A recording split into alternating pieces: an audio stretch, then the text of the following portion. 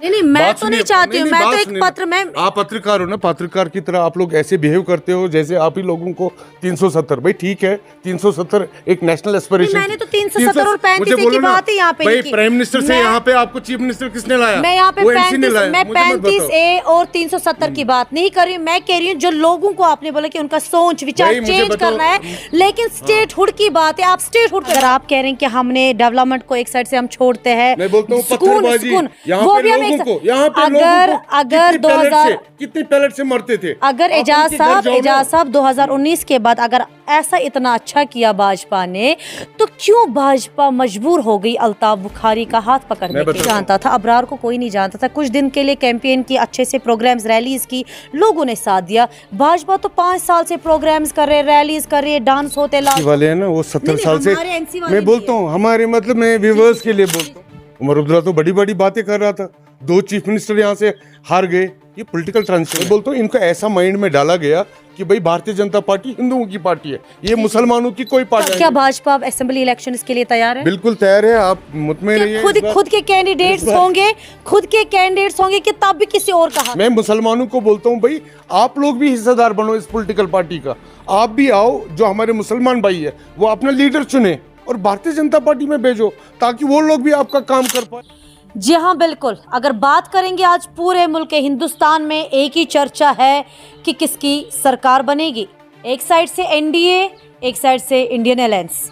उसी मुद्दे को लेकर हम बात करेंगे यहाँ पे, जो कि भाजपा के एक सीनियर लीडर है एजाज हुसैन साहब, और इनसे सीधे हम बात करेंगे और इनसे जाने की कोशिश करें। तो एजाज साहब, आप मुझे बताइए सीधा प्रश्न ये कि 2019 के बाद क्या बदलाव कश्मीर में आया और किसको अभी आप सरकार में देख रहे हैं? क्या आपको लग रहा है एनडीए बनाएगी या इंडियन? सबसे पहले मैं बधाई देना चाहता हूं भारतीय जनता पार्टी को, हमारे माननीय प्रधानमंत्री जी को, जिसको आज एनडीए का लीडर करार दिया गया, उसको मैं पूरे जम्मू कश्मीर की ओर से बधाई देता हूं। और खास तौर जिस तरीके से वोटिंग हुई, चाहे पूरे देश में या खास जम्मू कश्मीर में, विशेष तौर कश्मीर में, मैं सारे लोगों को बधाई देता हूं। ये डेमोक्रेसी का एक बहुत बड़ा त्यौहार था। इस त्यौहार में करोड़ों लोगों ने हिस्सा ले लिया और आपने देखा किस तरीके से पूरे वर्ल्ड के जो टॉप लीडरशिप है उन्होंने सराहा यहाँ के इलेक्शंस को और बधाई दी कि किस तरीके से यहाँ पीसफुल इलेक्शंस हुए और किस तरीके से पीसफुल रिजल्ट्स भी आए। और मैं मानता हूँ ये बधाई है, ये हमारे सरकार की एक बहुत बड़ी उपलब्धि है। और जहां आप जम्मू कश्मीर की बात करते हो, जम्मू कश्मीर में आपने देखा हमारे 2 कैंडिडेट्स थे यहाँ पे, एक उधमपुर से और एक जम्मू से, और माशाल्लाह दोनों सीटों पे हमारी अच्छी जीत हुई। चाहे डॉक्टर जितेंद्र साहब, उन्होंने हैट्रिक लगाई और जुगल किशोर जी ने भी हैट्रिक लगाई। और जहाँ कश्मीर की आप बात करोगे, हमारे बेशक कैंडिडेट्स नहीं थे, लेकिन जो डेमोक्रेसी का जो त्यौहार था उसमें भारतीय जनता पार्टी के कार्यकर्ताओं ने भी बढ़ चढ़ के हिस्सा ले लिया और अपने वोट्स दे दिए। और मैं मानता हूँ इस बार का जो इलेक्शन था बहुत ही ऐतिहासिक था। तो कहाँ पे आप ये कह रहे हैं कि अगर एनडीए की अभी जो सरकार बनेगी, तो कहीं ना कहीं आपको लग रहा है कि अभी भी कश्मीर के जो लोग हैं वो मुतमईन नहीं थे कि उन्होंने अभी तक, क्योंकि बीजेपी को ऐसा लगता था कि हम अपना नुमाइंदा नहीं उठाएंगे कश्मीर के 3 सूटों पे, क्योंकि उन्होंने लोगों के दिल अभी तक नहीं जीते हैं कि वो ग्राउंड लेवल पे फेस टू फेस इस इलेक्शन में हिस्सा लें। ऐसा नहीं है, देखिए इलेक्शन खाली एमपी का इलेक्शन नहीं होता है, इससे पहले भी डीडीसी के इलेक्शन हुए, पंचायत के इलेक्शन हुए,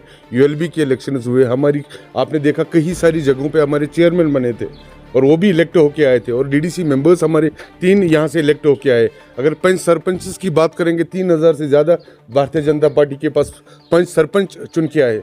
तो मैं नहीं समझता हूँ, हाँ बेशक एक जो पार्लियामेंट इलेक्शन होता है ये बहुत बड़ा इलेक्शन होता है, 11 असेंबली कॉन्स्टिट्यूंसीज पे एक उम्मीदवार होता है। तो हाँ बेशक हमारी अभी और ग्राउंड वर्क करने की ज़रूरत है पॉलिटिकली। देखिए अगर सरकार इतने काम करती है, चाहे गरीबों के लिए जो स्कीमें लाना वो तो बेशक देती है, लेकिन उसको हम लोग कितना कैश अप कर लेते हैं वो हमारे कार्यकर्ताओं पे डिपेंड है। और आज हमारा संख्या यहाँ पे कश्मीर में भी बढ़ रहा है। मैं मानता हूँ आने वाली असेंबली जब चुनाव होंगे, इंशाल्लाह भारतीय जनता पार्टी को भी यहाँ के लोग चुन के लाएंगे और यहाँ उनको मतदान देके वोट साहब, अगर बात करेंगे 2019 जब से 370 और 35 एक ही मनसूखी के बाद इतना बड़ा इलेक्शन पहली बार हुआ, जैसे आपको बनाया 5 सरपंच, डीडीसी, सारे इलेक्शंस हो गए, छोटे मोटे सारे इलेक्शन, लेकिन ऐसा बड़ा इलेक्शन आज पहली बार हुआ था। तो कहीं नहीं कि आपको लगता है कि अभी भी भाजपा में ऐसी कोताहियां है कि वो ग्राउंड लेवल पे ये चुनाव नहीं, इन तीनों सीटों पे ऐसा नहीं है। देखिए मैं दिल से बोल, देखो मैं एक कश्मीरी हूँ यहाँ पे हमें डर फैलाया गया है। अगर आप देखोगे भारतीय जनता पार्टी को ऐसा देखा गया कि भाई ये हिंदुओं की पार्टी है, मतलब ऐसा एक प्रचार किया गया। कुछ चैलेंज है जो इमोशनली जुड़े हुए हैं, ये लोगों को समझने की ज़रूरत है, कश्मीरी लोगों को।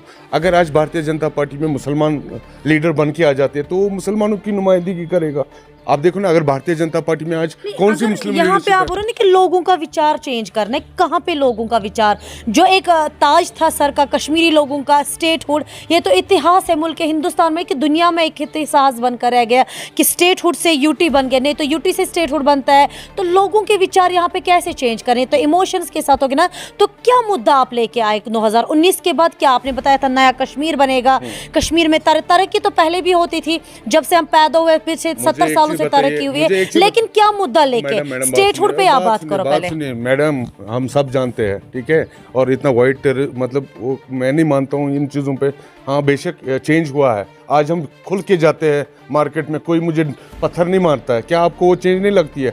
क्या आपको चाहिए कि स्कूल जलने चाहिए उसी तरह जिस तरह ये लोग जलाते थे? नहीं, मैं तो नहीं चाहती हूँ, मैं तो एक पत्र में। आप पत्रकार हो ना, पत्रकार की तरह आप लोग ऐसे बिहेव करते हो जैसे आप ही लोगों को 370, भाई ठीक है 370 एक नेशनल एस्पिरेशन। मैंने तो 370 और 35 की बात ही यहाँ पे भाई प्राइम मिनिस्टर से यहाँ पे आपको चीफ मिनिस्टर किसने लाया? मैं यहाँ पे 35A और 370 की बात नहीं कर रही हूँ। मैं कह रही हूँ जो लोगों को आपने बोला कि उनका सोच विचार चेंज करना है, लेकिन स्टेटहुड की बात है, आप स्टेटहुड पे बात कीजिए। मैं बताता हूँ आपको। मैंने ये बोला कि अभी भी मुसलमानों को ये गलत बताया जाता है कि बीजेपी हिंदुओं की पार्टी है। इनको ऐसा लगाया जाता है कि ये कोई पॉलिटिकल पार्टी नहीं है। मैं मुसलमानों को बोलता हूँ भाई ये पॉलिटिकल पार्टी है, अपने लीडर्स को चुनिए, मुसलमानों को लाइए ताकि मुसलमानों की रिप्रेजेंटेशन हो भारतीय जनता पार्टी में। ऐसा नहीं जो आप बोलते हो कि भाई एजाज साहब, मैंने वो बात नहीं कही। मैं कह रही हूँ कि जो मैंने आपको प्रश्न पूछा कि आपने बोला लोगों का विचार चेंज करना है, लोगों को देखना है कौन कर रहा है। आप बताइए ना 2019 के बाद क्या आपने कश्मीरी लोगों के लिए किया ताकि लोग अपना विचार चेंज करें असेंबली इलेक्शंस में? उसका रिजल्ट भाजपा का सामने आ जाए। मैं बताता हूँ, मैं डीडीसी मेंबर हूँ, एक छोटा सा डीडीसी मेंबर हूँ, मेरी छोटी कॉन्स्टिट्यूंसी है। मैंने जब इलेक्शन लड़ा मैंने 10 मैनिफेस्टो डाले थे और मैंने 10 नहीं 12 किए। सड़कें बनाई वहाँ पे पानी का इंफ्रास्ट्रक्चर ठीक किया, पावर का इंफ्रास्ट्रक्चर ठीक किया, प्ले फील्ड्स दे दिए, वहाँ पे पार्कें दे दी, ICDS सेंटर्स दे दिए, मतलब अच्छी जो उन्होंने कभी जिंदगी में नहीं सोचा होगा। मैं देखिए, मेरा प्रश्न वो नहीं है जो आप समझते हो। मैं बोलता हूँ लोगों का जो विचार है, ऐसा नहीं खाली डेवलपमेंट। मैं बोलता हूँ इनको ऐसा माइंड में डाला गया कि भाई भारतीय जनता पार्टी हिंदुओं की पार्टी है, ये मुसलमानों की कोई पार्टी नहीं है। मैं मुसलमानों को बोलता हूँ भाई आप लोग भी हिस्सेदार बनो इस पॉलिटिकल पार्टी का, आप भी आओ, जो हमारे मुसलमान भाई है वो अपना लीडर चुने और भारतीय जनता पार्टी में भेजो ताकि वो लोग भी आपका काम कर पाए और वो लोग भी आपका बात रखे। मान के चलो जब हमारा कोई होगा नहीं इस पॉलिटिकल पार्टी में, हम मुसलमानों को हम हमेशा विरोध में रहेंगे कि भाई मुसलमान बीजेपी में नहीं जा सकता, फिर बीजेपी कैसे मुसलमानों की बात करेगा? मेरी बात समझे? और फिर से यही प्रश्न मैं रिपीट कर रही हूँ, 2019 के बाद भाजपा ने कश्मीरी लोगों के लिए क्या किया? मैडम बात सुनिए, जो प्रश्न आप पूछ रहे हो 370, आप जैसी बहनें जब यहाँ से शादी करती थी ना दूसरी जगह, उनको यहाँ का हिस्सा नहीं मिलता था। मेरी बात समझे? वाल्मीकि समाज के लोग 50 साल से उनको सिटीजनशिप ने। और मैडम बात सुनो ना, अब आपने बोला 2019 के बाद क्या चेंज हुआ? डेवलपमेंट एक तरफ छोड़ो, रेलवेज हमने लाई, एम्स दिए, सड़कें दे दी, वो छोड़ो। मैं मानसिकता बोलता हूँ, वाल्मीकि समाज के लोगों को 50 साल तक वोट देने का अधिकार नहीं था। यहाँ पे पीओके से आए हुए रिफ्यूजीज को कभी नहीं यहाँ पे मानसिकता की बात करेंगे। अगर आप कह रहे हैं कि हमने डेवलपमेंट को एक साइड से हम छोड़ते हैं, मैं बोलता हूँ पत्थरबाजी, यहाँ पे लोगों को अगर 2000 कितने पैलेट से मरते थे। अगर एजाज साहब 2019 के बाद अगर ऐसा इतना अच्छा किया भाजपा ने, तो क्यों भाजपा मजबूर हो गई अल्ताफ बुखारी का हाथ पकड़ने के लिए? मैं बताता हूँ, जो आप समझते हो ना, क्योंकि आप कश्मीर की जर्नलिस्ट हो, आपको लगता है कश्मीर से हिंदुस्तान बहुत बड़ा है और भारतीय जनता पार्टी मैं तो समझती नहीं हूँ। सुनो मैं डेमोक्रेटिक कंट्री में रह रही हूँ, मैं प्राउड कर रही हूँ कि हम हिंदुस्तान में रह रहे हैं, लेकिन मेरा प्रश्न सीधे है कि अगर 2019 के बाद बदलाव आ चुका है, डेवलपमेंट की बात नहीं करेंगे, लेकिन फिर फेस क्यों किसी और का, क्यों प्रॉक्सी कैंडिडेट आपको चुनने पड़े? अगर यहाँ पे इलेक्शन हुए, पूरे देश में इलेक्शन हुए या खाली जम्मू कश्मीर में इलेक्शन नहीं थे, भारतीय जनता पार्टी वर्ल्ड की सबसे बड़ी पॉलिटिकल पार्टी है, मेरी बात समझे। जी जी 2 सीटों से हमें कोई उतना फर्क भारतीय जनता पार्टी को नहीं पड़ता। ठीक है, हमारे लिए देश हित, नेशनल इंटरेस्ट यहाँ ठीक है। अगर हमारे अमित शाह जी बोलते हैं कि हमें ज़रूरत नहीं है, हमें पहले लोगों के दिल जीतने हैं, ठीक है, हम वेट करेंगे जब लोग हमें अच्छे से स्वीकार करेंगे, हम तब चुनाव में आ जाएंगे। और ज़रूरी नहीं, जो हमारी लीडरशिप है यहाँ कोई बाप बेटा बैठ के डिसाइड नहीं करता है शाम को किसको मैंडेट देना है किसको नहीं। ये सारा दिल्ली में पार्लियामेंट्री बोर्ड बैठता है, उनके भी विचार होंगे, वो भी सब राष्ट्रीय हित वाले लोग हैं, उन्होंने कुछ अच्छा ही सोचा होगा। और ज़रूरी नहीं है, हमारे लिए कोई पॉलिटिकली इंपॉर्टेंट नहीं है। बीजेपी के लिए नेशनल इंटरेस्ट है, दिल का रिश्ता है, यहाँ पे कोई सियासी रिश्ता नहीं है। तो अगर सियासी रिश्ता होता ना तब हमने पीडीपी अगर हम सरकार नहीं इसी बनाई मुद्दे पे अगर हम बात करेंगे, एक तो हो गया इमोशंस, लोगों के दिल जीतना, लोगों का विचार करना।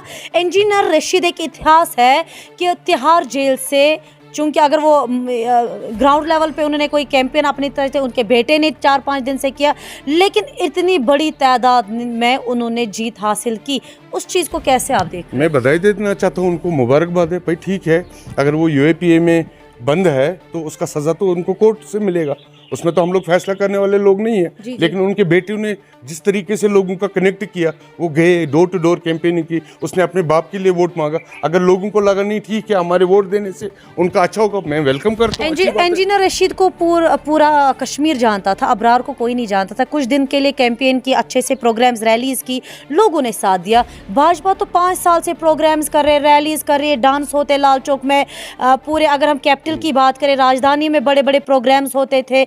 लेकिन अगर अभी भी प्रधानमंत्री यहाँ पे फिर से आए थे, श्रीनगर आए थे, लेकिन उसके बाद भी क्यों चूक ऐसी हो गई कि आपने कैंडिडेट नहीं उठाया? जो आपके एनसी वाले हैं ना, वो 70 साल से, मैं बोलता हूँ हमारे, मतलब मैं व्यूअर्स के लिए बोलता हूँ, वो 70 साल से डांस कर रहे थे यहाँ पे, फिर उन्होंने क्यों हारा?